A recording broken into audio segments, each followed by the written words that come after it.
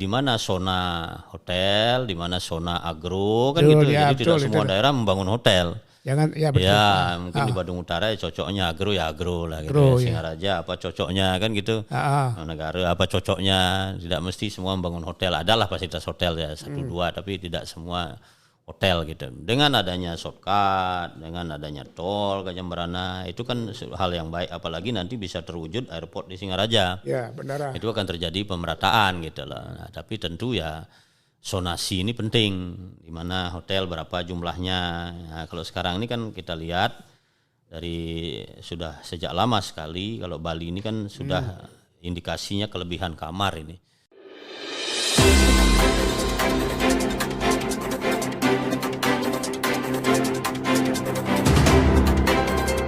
Saudara-saudara sekalian, bertemu lagi dengan NBC Narayana Bali Channel. Hari ini kita akan berbincang-bincang dengan seorang tokoh. Namun sebelumnya saya ingin beritahukan bahwa ketika kami berbicara di sini dengan Bendesa Adat Besake tempo hari, ternyata penontonnya cukup banyak, hampir 16.000. Nah, jadi saya berterima kasih penonton sudah bisa menyaksikan apa yang kita bicarakan dalam forum Narayana Bali Channel ini. Hari ini saya akan bertemu dengan Bapak Dr. I Gusti Kade Sutawa, SEMM MBA. Om Swastiastu. Ya, agak dekat sedikit anunya. Ya. Ditarik aja Pak, ditarik aja. Ya. Oke. Selamat pagi Pak Gusde ya panggilannya ya. Gusde ya. Ya Gusde ya. Selamat pagi Pak Made ya. Senang bertemu Bapak. Kita panggil Gusde ya. Okay.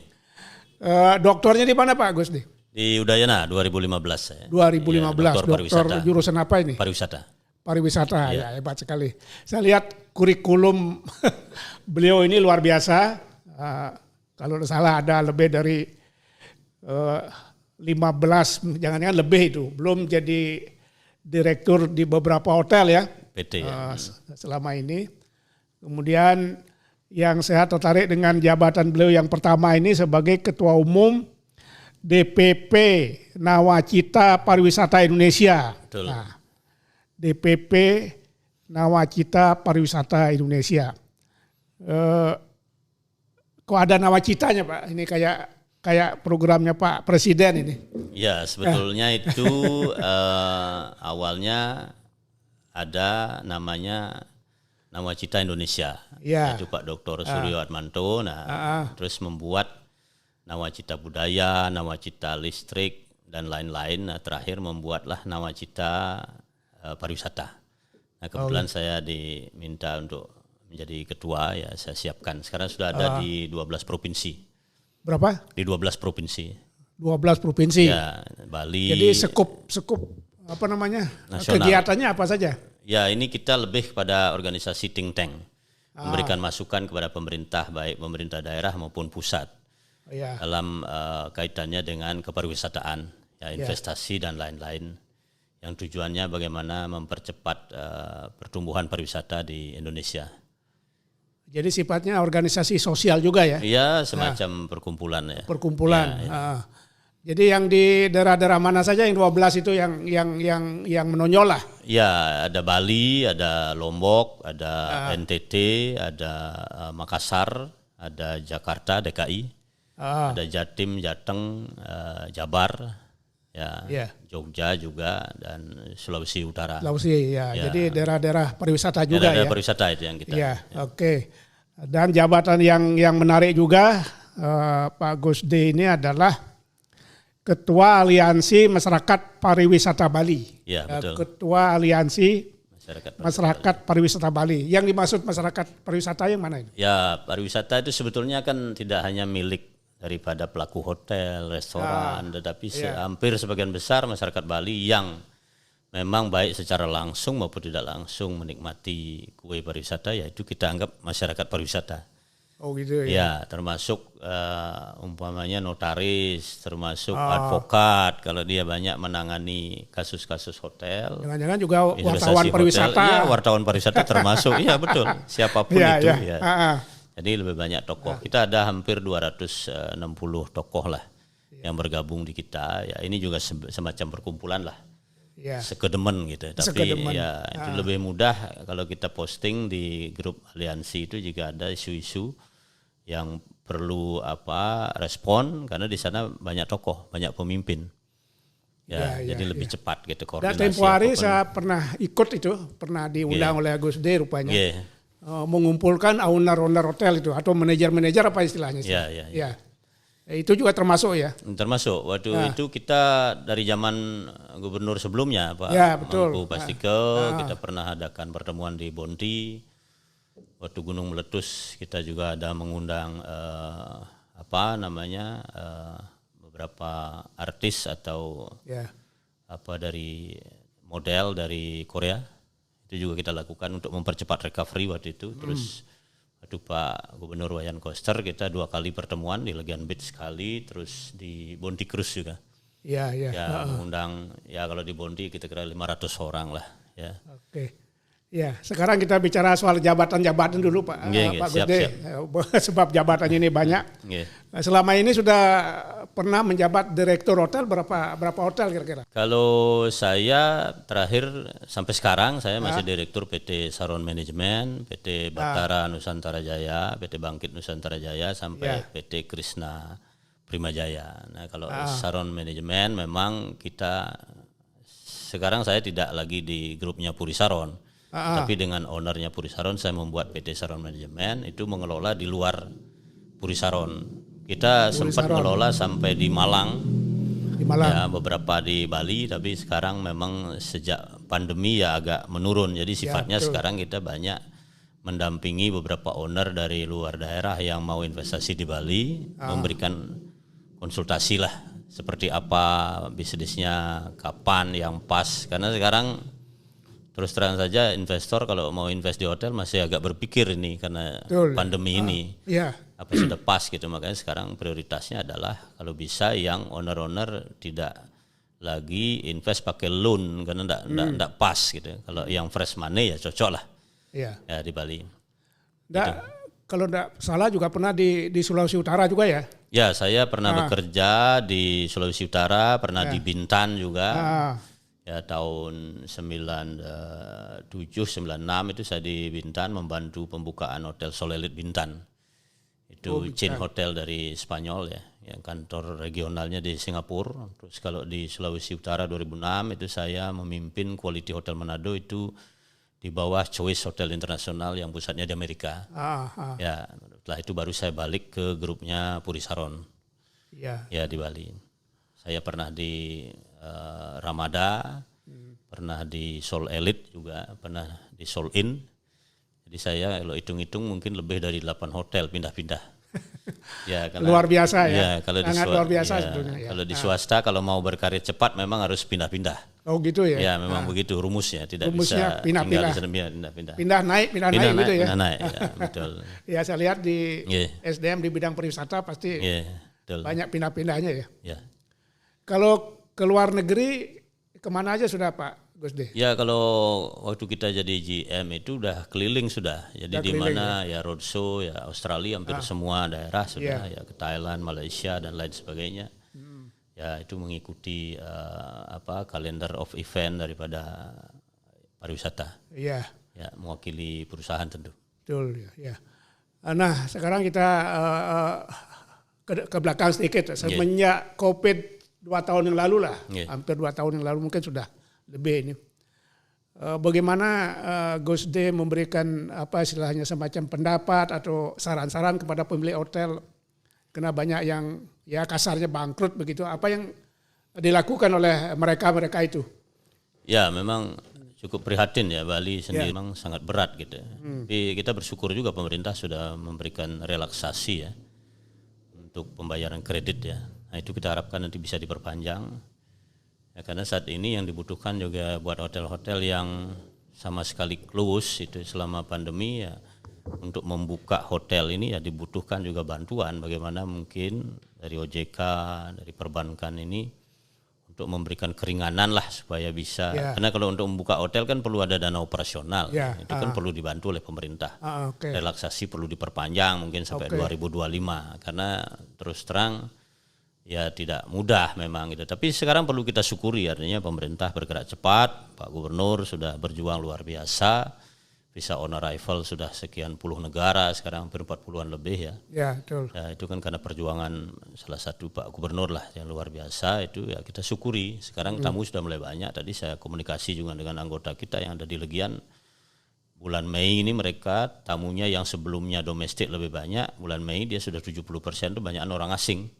Dari Australia, dari Afrika, dari Jerman dan lain sebagainya. Ini kan menggembirakan ya. Ya. Karena kalau Kuta itu ya parameter lah buat pariwisata Bali. Kalau Kuta ramai, yang lain biasanya ramai. Ya. Sekarang sudah mulai ramai ya Pak Dede? Mulai lumayan ramai, ya. Okupansi teman saya itu bintang 4 di Legian itu sudah 85%, kan bagus lah. 85%. 85% ya. Oh, luar biasa ya. Tapi ya. tentu daerah lain mungkin ada yang lebih kecil juga ya, ada yang sama. Penerbangan asing juga mulai banyak kembali. Penerbangan asing mulai banyak lah. Ya, ada dari Australia, Garuda. Menurut prediksi Pak Gusde, perkembangan kita ini yang sudah baik ini kira-kira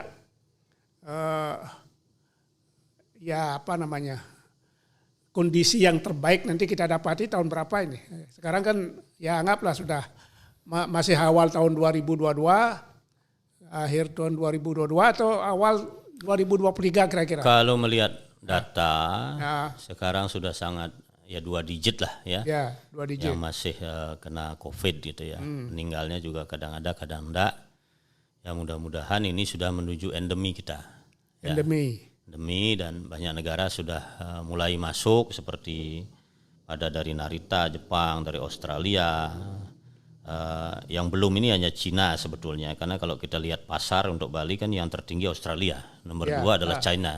China yang belum karena masih ketat. Nah kalau nanti China ini bisa masuk, ya kita menunggu mudah-mudahan bisa COVID ini segera berakhir. Kalau tahun ini 2 digit, 1 digit, ya saya rasa tahun depan ini mulailah China masuk. Saya rasa mulai bergairah kita. Oh gitu ya? Ya di tahun depan 2023. Ya, Cina itu amatannya apa kira-kira Cina? Cina itu kalau dia ke luar negeri, baliknya itu saya dengar terakhir itu bisa di karantina 21 hari. Kan lama sekali ya, 3 minggu ya, 2 minggu sampai 3 minggu. Jadi lama. Kok masih serius dia? Ya masih serius mereka. Nah ini kan perlu kita lakukan sekarang lobby lah. Jangan terlalu begitu juga kan. Mudah-mudahan lah. Ya. Kalau Australia sudah agak longgar. Australia sudah ada longgar. Kemarin saya dapat juga permintaan dari pasar Korea. Bahkan mereka minta dengan saya itu sebagaimana bisa membawa pesawat khusus lah gitu ya, sejenis yang dibook khusus untuk grup-grup Korea yang sudah daftar atau ingin ke Bali. Itu disiapkan nanti pesawat-pesawat khusus. Lagi kita bicarakan ya, dengan beberapa maskapai, mudah-mudahan ini juga segera. Kalau Australia sudah mulai banyak, sekarang Singapura juga sudah mulai. Nah ini buat saya ya ini hal positif lah kalau dibandingkan dari tahun lalu yang sama sekali tidak ada apa kan gitu. Pemerintah pusat maupun pemerintah daerah saya lihat sudah sangat baik di dalam memanage ini karena betul-betul kita sudah terbuka. Kalau dengan sekian puluh negara sudah diberikan visa on arrival berarti sudah hampir sama dengan sebelum COVID pemberlakuannya. Oke. Begini Pak Gusde, sebagai ahli lah, pakar pariwisata, sebagai pakar pariwisata, pengalaman kita COVID selama 2 tahun kan pariwisata kita benar-benar ya terpuruk ya. Benar-benar Bali paling merasakan lah barangkali di Indonesia. Nah dengan pengalaman ini menurut Pak Gusde apa yang harus kita lakukan? Jadi apa kita pakai pengalaman ini, apa yang harus kita lakukan di masa depan ini? Apa kita masih tergantung dengan pariwisata saja atau bagaimana? Ya, saya rasa dengan di-launchingnya ekonomi kreatif Bali oleh Pak Gubernur ya, itu sudah ada prioritas-prioritas lah ya, ada pertanian dan lain sebagainya. Pariwisata juga tetap tentu ya, tapi yang lain ini menjadi istilahnya sumber-sumber juga penguatan ekonomi selain pariwisata. Nah, ini saya rasa bijak sekali gitu. Di samping juga memang sudah diarahkan sekarang karena ini era digital ya, semua sekarang harus mengarah kepada digital terutama bagaimana kita melakukan pemasaran ya untuk buat semua produk yang ada, meningkatkan ekspor kan gitu. Nah ini kan sudah dilakukan oleh Pak Gubernur ya lewat ekonomi kreatif Bali. Nah ini kita dukung lah. Saya rasa ke depan ya tidak akan lama lagi setelah COVID ini selesai, tamu akan ramai. Di sisi lain pertanian ini bersinergi dengan pariwisata, hasil-hasilnya ini juga diabsorb oleh atau disalurkan kepada komponen pariwisata, UMKM juga demikian, sehingga perekonomian ini nanti tumbuh tidak hanya di pariwisata saja, tapi juga sektor lain, UMKM, pertanian, perikanan dan lain sebagainya. Nah hal ini perlu dilakukan ya semua lah, kelautan semua itu disinergikan gitu. Jadi saya rasa ekonomi kreatif Bali luar biasa kalau menurut saya ya. Ya saya kan melihat begini Pak Gusde. Pak Gubernur kita atau pemerintah Bali bersama Bupati seluruh Bali ya, Bupati dan Wali Kota sekarang juga mengembangkan atau memperhatikan lah 3 sektor saya lihat. Nah, alam, manusia Bali dan budayanya. Nah, kira-kira kan ketiga-tiganya juga terkait dengan pariwisata ya. Betul. Baik alamnya, manusianya yang harus kita tingkatkan, kemudian budayanya, apalagi lebih-lebih budaya ini. Karena kita pariwisata budaya. Kira-kira bagaimana teman-teman yang bekerja di sektor pariwisata melihat program pemerintah kita ini? Ya, kalau kami kan mengacu kepada UNWTO ya, World Tourism Organization, di mana sudah mulai dari WTO ini mengarah kepada Sustainable Tourism Development. Yang dimaksud dengan Sustainable Tourism Development yaitu tadi aspek lingkungan, aspek masyarakat, aspek budaya ini kan harus tetap ajak kan gitu ya, kalau bahasa kita kan begitulah. Jadi pariwisata tidak merusak lingkungan, ya budayanya tetap lestari kan gitu. Ekonomi juga memberikan kesejahteraan kepada masyarakat setempat. Jadi sejalan dengan ini sudah luar biasa apa yang dilakukan oleh Pemprov Bali menurut saya. Dan satu lagi yang perlu juga kita berikan apresiasi adalah kita menuju pariwisata berkualitas dan berkelanjutan. Nah, Pemprov Bali di bawah pimpinan Pak Gubernur ini sudah melakukan banyak proyek-proyek infrastruktur maupun proyek-proyek yang bisa mendukung daripada visi untuk pariwisata berkualitas, berkelanjutan dan bermartabat. Betul, ya. Salah satu Bali Marine Hub yang ada di benua itu kan nanti kapal-kapal pesiar banyak masuk itu. Jadi selain dari udara kan dari laut juga bisa betul. dia. Terus pusat kebudayaan Bali. Nah itu jadi menjadi destinasi baru lagi itu nanti buat turis. Jadi tidak bosan tamu-tamu yang datang ke Bali. Terus adanya jalan shortcut ke Singaraja itu. Ada pelabuhan segitiga itu. Ya Sanur terus Nusa Penida itu kan juga luar biasa. Terus ada tol ke Jemberana. Nah ini turis nanti akan bisa menikmati Bali lebih cepat. Tidak hanya numplak di Bali Selatan, tapi seluruh daerah lebih cepat dicapai. Tentu kuai pariwisata akan dinikmati masyarakat lebih luas. Nah ini tentu memberikan pemerataan ekonomi lah buat masyarakat. Saya rasa positif sekali Pak Made. Jadi luar biasa ya. Iya luar biasa. Luar biasa ya. Jadi kami juga, saya sendiri kan bukan praktisi tok, saya juga akademisi. Saya ini dosen pengajar S2 ya di kampus-kampus. Jadi kita selalu ngomong pariwisata berkualitas, berkelanjutan. Nah, terus penunjangnya apa gitu. Nah, Pemprov udah membuat nih apa-apa nanti, apalagi ada menara jadi yang di Singaraja kan. Terus ada kampus internasional di Pulau Serangan, ada rumah sakit internasional. Ini kan penunjang ini. Saya rasa ke depan luar biasa lah Bali ini ya dengan apa yang sudah dilakukan oleh Pak Gubernur. Ya saya lupa itu Pak Gusde ini juga seorang dosen ya. Seorang dosen di beberapa kampus. Saya kira mata kuliahnya apa Pak? Manajemen pariwisata lah. Manajemen pariwisata. Saya ingin bertanya begini sekarang. Tempo hari awal-awalnya kan pemerintah kita sering dibully ya karena adanya COVID. Kemudian pemerintah mengeluarkan berbagai seruan. Justru yang mau demo-demo itu masyarakat pariwisata gitu. Sekarang menurut Pak Gusde kebetulan jadi dosen, setelah ternyata itu apa yang dilakukan itu pemerintah itu benar ya, artinya memang harus demikian. Dan sekarang mulailah pariwisata kita hidup kembali. Kira-kira tanggapan mereka ya menurut tangkapan Pak Gusde sebagai dosen di hadapan mahasiswa itu bagaimana ya? Oh, sangat positif sekali karena apa yang dilakukan pemerintah ini kan memang ya tidak mudah dalam situasi pandemi ini. Apalagi kita tidak bisa memutuskan segala sesuatu dari daerah. Ya ada juga keterlibatan pusat. Ya saya sendiri kan beberapa kali juga ikut ratas ya, mendampingi ya dengan Pemprov lah. Itu saya melihat sendiri dengan mata kepala sendiri bagaimana Pak Gubernur luar biasa berjuang. VOA ya, visa on arrival dibuka ya dan lain sebagainya. Itu untuk bagaimana mempercepat recovery pariwisata Bali. Artinya kita patut bersyukur bahwa kita mempunyai pemimpin yang sangat concern.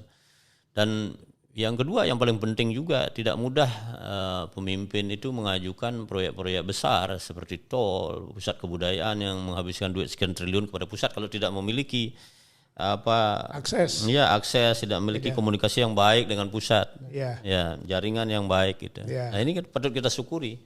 Jadi ke depan setelah pandemi ya kita sangat-sangat bersyukur karena apa? Ya nanti pusat kebudayaan Bali jalan Besakih sudah ditata, shortcut sudah selesai, nanti tol menyusul, ada menara di Singaraja, ada segitiga harbor ya, ada Bali Marine Hub dan lain sebagainya. Itu kan yang bisa kita tawarkan kepada turis. Terus ada rumah sakit internasional, ada kampus internasional. Itu luar biasa itu.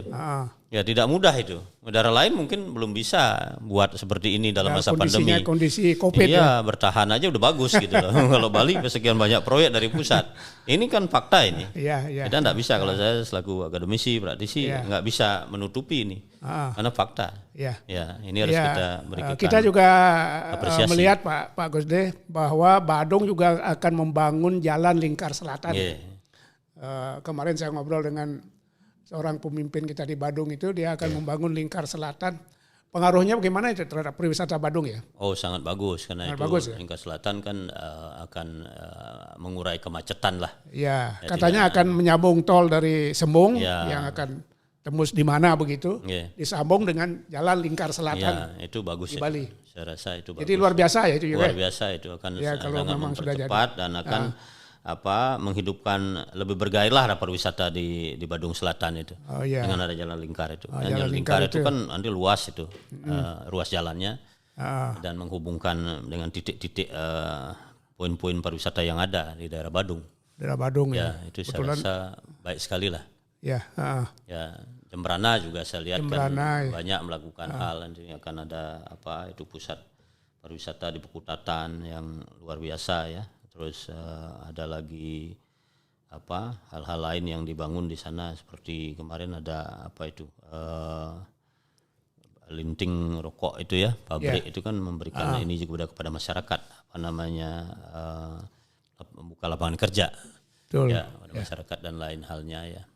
Begini Pak Gusde, sebagai dosen atau sebagai pengamat sebagai pengamat pariwisata kan seluruh bupati yang di Bali Utara, di Bali Timur semuanya sebetulnya ingin ke pariwisata gitu. Ingin mengembangkan bidang pariwisata. Apakah ini masuk akal atau bagaimana ya? Sekalipun kita ingin supaya Bali Selatan dan Bali Utara dan Bali Timur itu kondisinya sama lah di bidang ekonomi gitu. Apa masuk akal tuh dari segi akademis itu? Ya kalau menurut saya kan dari dulu saya selalu berkomentar ya, master plan pembangunan pariwisata Bali yang sekarang kan ada tata ruang, yaitu mungkin perlu kita kaji lagi ya, ide Pak Gubernur kita dukung, jadi kan bisa ada one island one management khusus pariwisata. Jadi provinsi yang mengatur, jadi di mana zona hotel, di mana zona agro kan gitu, jadi tidak semua daerah membangun hotel. Betul. Mungkin di Badung Utara cocoknya agro lah gitu. Singaraja apa cocoknya kan gitu. Negara apa cocoknya, tidak mesti semua membangun hotel. Adalah fasilitas hotel ya 1-2 tapi tidak semua hotel gitu. Dengan adanya shortcut, dengan adanya tol ke Jembrana itu kan hal yang baik, apalagi nanti bisa terwujud airport di Singaraja. Benar. Itu akan terjadi pemerataan gitu loh. Nah, tapi tentu ya zonasi ini penting, di mana hotel berapa jumlahnya. Nah, kalau sekarang ini kan kita lihat sudah sejak lama sekali kalau Bali ini kan sudah indikasinya kelebihan kamar ini. Ya sudah 160.000 hampir seluruh Bali, sedangkan okupansi regional itu kan rata-rata hanya 50-60% dalam keadaan normal. Ini artinya kan lagi separuh masih lebih sebetulnya kamar gitu. Apa perlu lagi kita buat kamar kan gitu. Nah, jadi daerah-daerah lain saya rasa enggak usah terlalu banyak kamar, yang ada saja. Tapi fasilitas yang lain mungkin ditambah, kayak Lovina terkenal dolphinnya kan gitu. Ya, Kelungkung terkenal apanya, lagi Jemberana terkenal apanya. Nah, ini yang perlu nanti keunikan masing-masing daerah ini dimunculkan gitu. Tidak harus jor-joran buat hotel gitu. Betul. Sehingga tersebarlah kue pariwisata dengan baik dan tidak ada nanti yang merugi gitu. Kalau Ubud kan memang sudah cocok itu kan untuk villa-villa di sana, enggak cocok lah itu kalau hotel-hotel terlalu besar di sana kan gitu. Kuta Selatan kan memang udah hotel berbintang, Bali Selatan kan hotel berbintang, sama Denpasar ya daerah Bali Beach, Sanur dan lain sebagainya. Nah, yang lain mungkin enggak perlu seperti ini produknya. Harus pilih produk yang lain, mungkin kayak diving di mana cocoknya mungkin di Nusa Penida dan lain sebagainya kan gitu. Nah, desa wisata sekarang banyak muncul. Kalau desa wisata nggak ada masalah buat saya karena itu kan yang dijual keunikan masing-masing kan gitu. Nah, apalagi sekarang Pak Gubernur juga sudah ada surat edaran yang mengenai pemakaian dak dan lain sebagainya, itu kan juga membantu UMKM, yang membantu daerah lah itu secara tidak langsung kan gitu. Nah, ini ya kalau bisa kita bagi di mana pertanian yang dikembangkan, di mana perikanan, di mana peternakan. Nah, begini persoalannya begini Pak Gusde. Kita selama ini kan mendengar bahwa kalau sayur mayur barangkali sudah bisa dipenuhi lah barangkali Bali ya. Sebagian besar sudah saya lihat sudah bisa dipenuhi. Tetapi ada sejumlah bahan makan seperti daging, telur dan lain sebagainya masih kita impor dari Lombok, dari Jawa, malahan bebek dan ayam kita masih dari Jawa itu saya lihat berterak datang ke Bali. Problem apa sebetulnya kita? Padahal peternak kita di Bali kan banyak. Kemudian kita punya UNUD dan lain sebagainya. Di mana problemnya sehingga kita belum bisa berdikari ya? Ya, masalah kita adalah saya rasa selain manajemen ya sistem ya. Kita mungkin belum memiliki data berapa sebetulnya kebutuhan telur, kebutuhan daging berapa ya. Nah, setelah data ini ada, baru kita duduk bersama seluruh stakeholder ya, seluruh pelaku ekonomi. Nah, sekarang Bali membutuhkan telur umpamanya berapa berapa juta telur, berapa kilo nah, ini harus disiapkan ini. Nah, terus sekarang ayam telur ada berapa kan begitu, di mana saja. Nah, saya rasa perlu data ini disiapkan. Istilahnya gitu. neraca pangan. Iya, neraca pangan kita perlu diupdate lah. Betul, kita harapkan juga Perusda ini nanti lebih berdaya ke depan. Iya, betul. Ya, bagaimana Perusda ini selaku perusahaan daerah itu bisa menjadi sejenis hub lah dia. Jadi telur masuk sini baru ke pasar atau semacam ya regulator untuk perputaran ekonomi yang ada di Bali gitu. Karena sebenarnya ya mudah nih kalau data ada, contoh telur perlu sekian. Sekarang kita masih dari Jawa sekian atau dari luar daerah. Bagaimana caranya dalam berapa tahun ini supaya bisa disiapkan di Bali? Sebetulnya kan bisa ini. Karena nyata ini. Seperti hotel kan tidak mungkin tanpa telur. Nggak mungkin tanpa ayam gitu kan pasti. Hotel berapa jumlahnya kan kita tahu. Bisa kita kumpulin para purchasing manager ini. Listnya diminta itu bisa, itu ada asosiasinya. Apalagi begitu. Jadi sekarang dikoordinir saja. Ya, dari Pemda, koordinir. Kualitasnya. Ya, Pemda provinsi, kabupaten ya duduk bersama. Jadi satu data ya, setelah dapat data baru kita siapkan nanti bagaimana menutupi kekurangan ini supaya bisa semua datang dari Bali gitu. Bisa kita penuhi di Bali lah. Saya rasa ya kayak ayam petelur kan sekarang saya dengar kan di Bangli ada, mungkin di negara sebagian ada. Tapi ini belum terkoordinir. Nah, ini yang disebut sistem. Nah, sistemnya harus dibuat. Manajemennya belum. Ya, manajemennya harus dibuat. Pemerintah membantu dan tentu dengan private sector lah karena swasta ini lebih cepat gitu. Nah, terkait dengan masalah ini Pak Gusde kan jebolan UNUD ya, Universitas Udayana ya. Seberapa jauh sebetulnya peranan UNUD, khususnya UNUD lah, terhadap pengembangan peternakan, perkebunan, pertanian di Bali sehingga kita bisa berdikari di bidang pangan itu.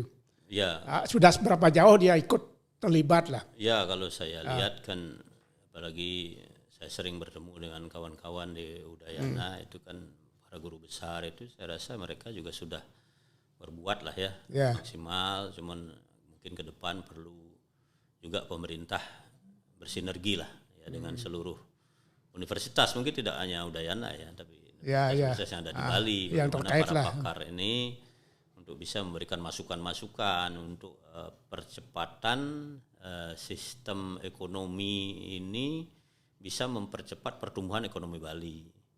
Ya caranya itu tadi contoh yang baik dari Pak itu kan fakta itu. Jadi telur saja masih banyak dari luar, ayam dari luar itu kenapa enggak bisa di sini kan gitu. Nah, ini kan tentu harus dikaji, terus dibuatkan sistemnya, dilibatkan seluruh stakeholder yang ada, pengusaha maupun peternak dan lain sebagainya untuk bisa mewujudkan ini kapan gitu kan kita bisa buat planningnya. Mungkin setahun, 2 tahun, 3 tahun kan begitu. Ya, betul. Saya rasa ini bisa dibuat.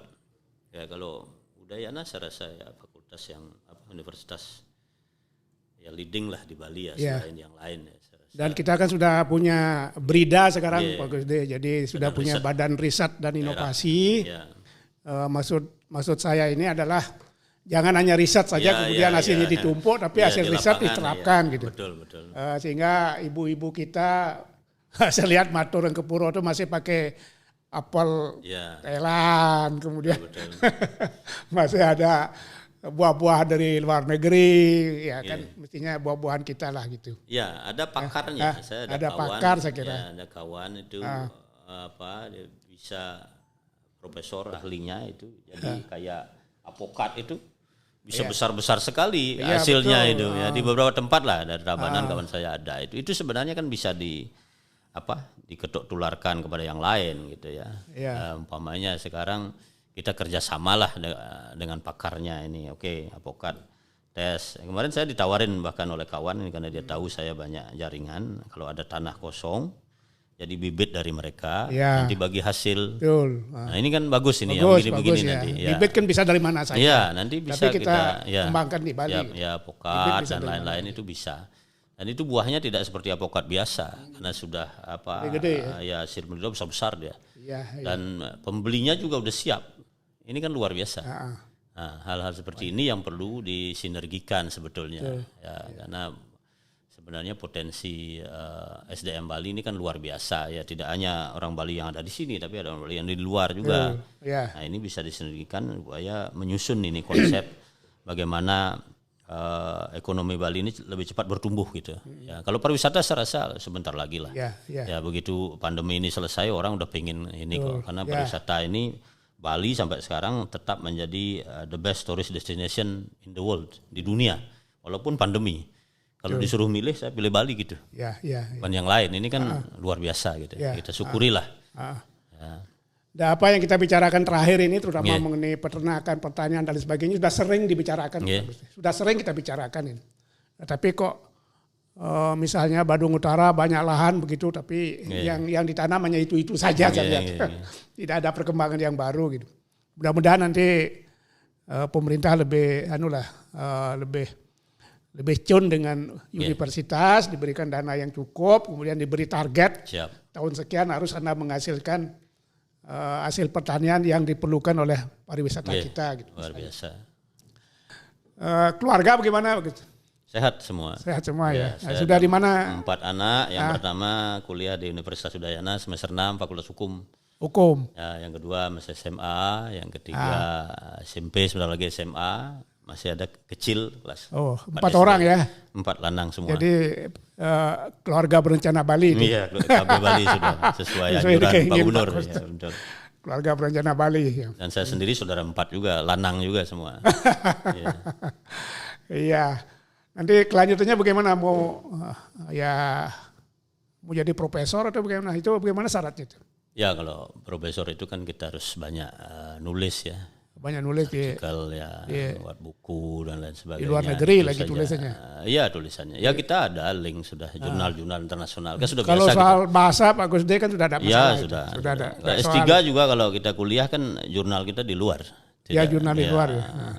Bukan di Indonesia. Kita juga memberikan ikut conference sampai saya ke Kuala Lumpur ikut ya.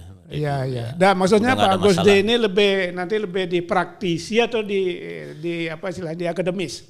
Ya kalau saya dua-duanya lah. Kalau di akademis saya anggap ya pengabdian ilmu ya. Kalau saya sebetulnya lebih pas ya saya di praktisi karena praktisi. saya sampai sekarang senang gitu. Kalau akademis itu kan ya oke lah cari profesor di praktisi kan boleh aja gitu. Bahkan saya ini ke depan ya bukan pariwisata, saya juga minat di hukum sebetulnya juga. Oh, di hukum. Karena sekarang saya di Asosiasi Advokat HAMI juga kan di Dewan Kehormatan karena saya juga sering membantu kawan-kawan untuk menyelesaikan masalah-masalah di non litigasi. Kan ada dua, kalau hukum litigasi harus advokat. Kalau non litigasi kan bisa kita sebagai gitu mediator ya. Itu sering itu karena hobi saya memang bergaul. Ya, saya orang PR gitu. Saya punya teman ini banyak sekali. HP saya ini 7.150 isi nomor. Oh gitu. Ini pernah hilang ini Pak. Pernah hilang satu hari saya berdoa itu di Padmo sama di Rong 3 malam-malam ada nelpon balik nih HP. Ya, stres kalau nomor hilang. Luar biasa. Iya. Luar biasa. Iya. Saya lihat aktif di Kadin juga. Saya wakil ketua Dewan Penasehat Kadin Bali ya. Dari Kadin belakang ini apa kegiatannya kok? Ya sebetulnya banyak hal sekarang kan ada G20 ini kan untuk B20 bisnis to bisnisnya itu kan dipegang oleh Kadin. Iya. Ya sebetulnya kita kalau ada hal-hal yang ingin kita promosikan, bikin event yang internasional tertarik itu sekarang saatnya ya kerjasama Kadin. Iya. Ya Kadin sebetulnya kan organisasi dari semua organisasi yang ada. Oke. Ya, jadi PHRI pun sebenarnya mengacu ke Kadin semua, SITA ke Kadin semua, PT sebenarnya harus ke Kadin. Oh iya. Ya jadi dia anunya lah payung besarnya itu. Oke. Iya. Oke. Sebelum beliau mulai ke closing statement ada pertanyaan, Pak? Ada satu. Nah, ini kadang-kadang kita berikan kesempatan, Pak. Silakan. Bagian teknis kita. Ya memang keinginan Pak Gubernur, keinginan saya juga keinginan kami kan itulah pariwisata itu satu one island one management kalau bisa ya di provinsi di bawah koordinator gubernur ya. Sehingga daerah-daerah apapun yang dilakukan itu kalau bisa ada konsultasi lah sama provinsi. Kalau di provinsi itu kan saya tahu ada 40 kelompok ahli ya kan bisa memberikan masukan. Jangan sampai aturan sudah dikeluarkan diprotes lagi kan gitu. Nah, kalau provinsi saya lihat udah bagus lewat kelompok ahli biasanya mengundang industri. Nah, kalau pungutan ini kan umpamanya ya asosiasi guide diundang dulu kan gitu. Asosiasi Asita Travel Agent diundang dulu ya. Asosiasi yang nanti akan berhubungan dengan objek itu juga diundang. Dengarkan dulu berapa pasnya. Jadi kan enak ngeluarinnya. Nah, itu kan belum sepenuhnya terjadi saat ini. Mudah-mudahan ke depan bisa. Kalau konsep One Island One Management One Commando ini bisa disepakati, saya rasa bisa oke gitu.